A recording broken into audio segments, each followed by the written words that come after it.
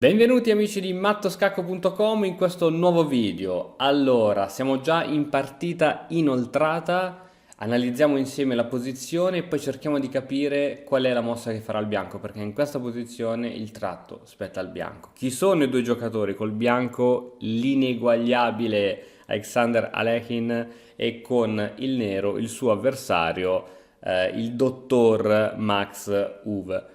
Qui stanno giocando per il campionato mondiale di scacchi, quindi si stanno aggiudicando il titolo, stanno facendo il match, una serie di partite e chi avrà il meglio su questa serie di partite diventerà il campione del mondo di scacchi.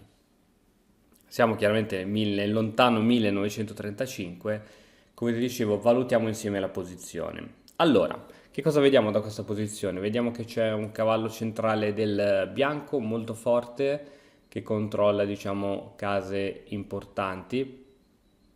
Poi c'è questo alfiere che per il momento non è particolarmente attivo, però sta facendo pressione su questo cavallo che a sua volta è difeso dalla donna.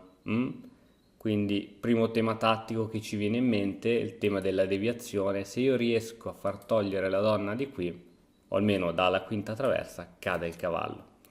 Poi c'è questo alfiere che ha un bel raggio d'azione, assolutamente. Questo alfiere impedisce spinte del pedone B6, B5 perché altrimenti renderebbe questo pedone debole. E quindi, altro tema tattico, se io poi cambio il cavallo a seguito appunto di spinte del pedone come B6 B5, cade il pedone C6. Quindi ci sono già un po' di temi tattici nell'area. La donna è piazzata assolutamente bene, anche lei fa maggiore pressione su questo pedone, controlla 4 e allo stesso tempo controlla anche questa lunga diagonale impedendo all'alfiere Campochiaro di entrare, eccetera, eccetera. La torre centrale è messa sulla colonna aperta, direi che il bianco è messo molto bene. Viceversa il nero invece ha un alfiere ancora da sviluppare che non si capisce ancora qual è la posizione migliore. Probabilmente se non ci fosse questo cavallo l'alfiere potrebbe andare tranquillamente in E6. L'alfiere Camposcuro sta fungendo ora un ruolo difensivo. Attenzione che questo è un pezzo sospeso, cioè un pezzo non difeso dagli altri, quindi potrà essere anche lui tema di tatticismi. La torre è ancora a casa e la donna è a bordo scacchiera. Quindi ne consegue un vantaggio del bianco per quanto riguarda un migliore posizionamento dei propri pezzi. Ora, riesci a vedere la mossa che fa il bianco in questa situazione? Ti lascio 10 secondi per pensarci, ma è una mossa stramba.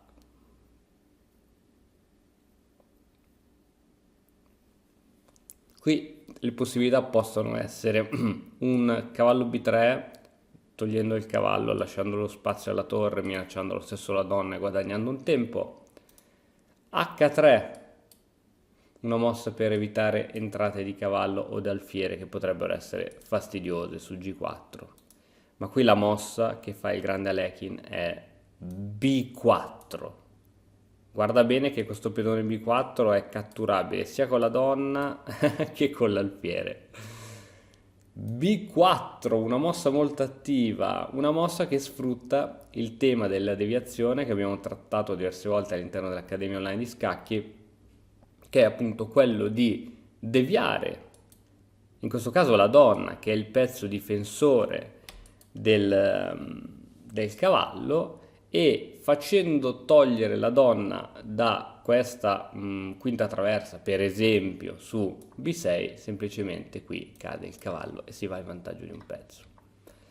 Ma chiaramente questo pedone si può catturare sia d'alfiere sia di donna. Per esempio, la partita intanto è andata con donna C7 e dopo l'analizziamo, ma voglio vedere cosa succede per esempio su alfiere B4, che credo sia la mossa migliore piuttosto che andare con la donna, perché se si cattura di donna ancora una volta il cavallo rimane scoperto.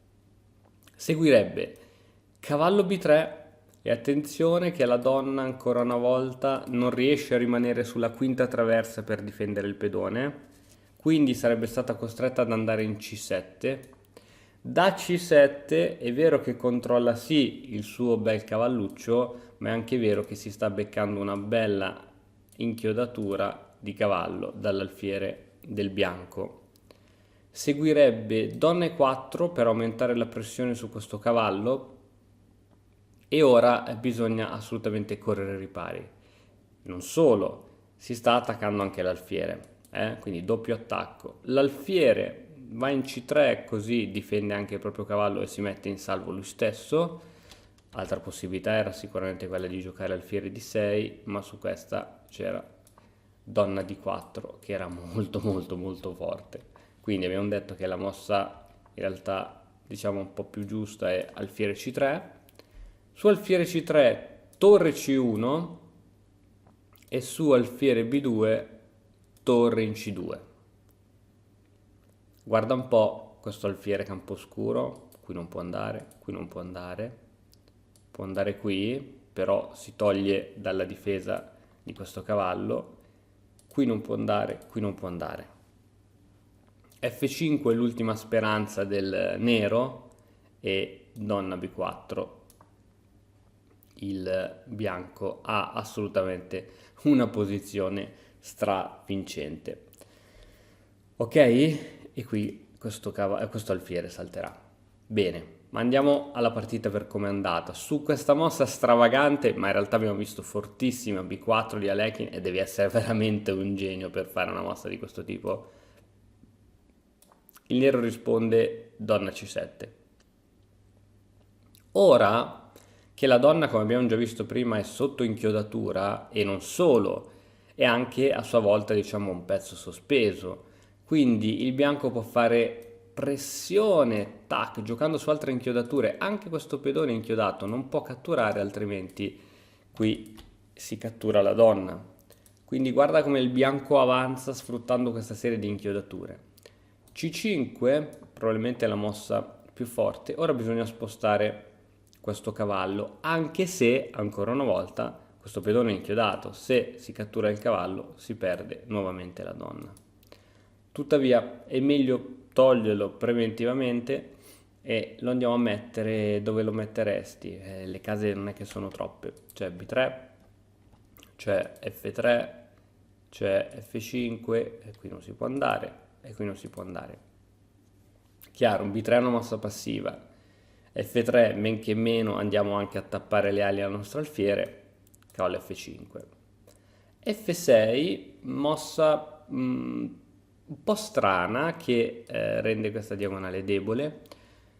E l'idea sì è chiaramente quella poi di sviluppare l'alfiere in E6 e avere una struttura abbastanza solida. Tuttavia è facilmente attaccabile. Cavallo in E3 con l'idea di puntare D5, ora il bianco sta giocando per puntare a guadagnare la casa D5, alfiere 6, sviluppo e controlla anche la casa D5, alfiere D5, cambio degli alfieri chiari, torre D5. Oh, il bianco ha ottenuto quello che voleva, quello che desiderava, ora il nero gioca donna 5. Sulla semplice torre D8 sarebbe seguito il cambio dell'alfiere sul cavallo, pedone per donna F5, con posizione chiaramente superiore. Torniamo indietro, donna 5, e il turno del bianco che gioca cavallo F5, puntando anche sull'alfiere, scacco intermedio di donna in E1 che non fa paura, il re va in G2, alfiere si deve spostare in D8. Alfiere sull'ottava traversa, la torre bloccata, non è sicuramente la mossa migliore. Alfiere per cavallo, pedone per alfiere. Attenzione ora ai possibili attacchi su F2. Quindi il bianco deve fare molta attenzione e più che pararsi o pensare a mosse difensive, torre D7, la torre entra in settima traversa e ha diversi attacchi concreti. Attualmente ha l'attacco concreto su G7, ma in futuro, a seguito di questa spinta del pedone G, per esempio D2, donna e torre attaccheranno sul punto H7, quindi ci sono le possibilità. Alfiere F6 per tenere questo punto, cavallo H6, questa è la mossa geniale, chiaramente a seguito della cattura ancora una volta c'è il matto, non si può catturare, il re si sposta e il bianco continuò con donna C5, mossa forte perché catturato un pedone, ora si minaccia di catturarne un altro, si minaccia di catturare la torre e si difende il punto debole del bianco. Più di così non so che cosa dirti. Incredibile, ragazzi, quando si è dei geni, punto e basta. E qui chiaramente il nero abbandonò. Spero che questa partita, anche se l'abbiamo già vista cominciata, ti sia piaciuta.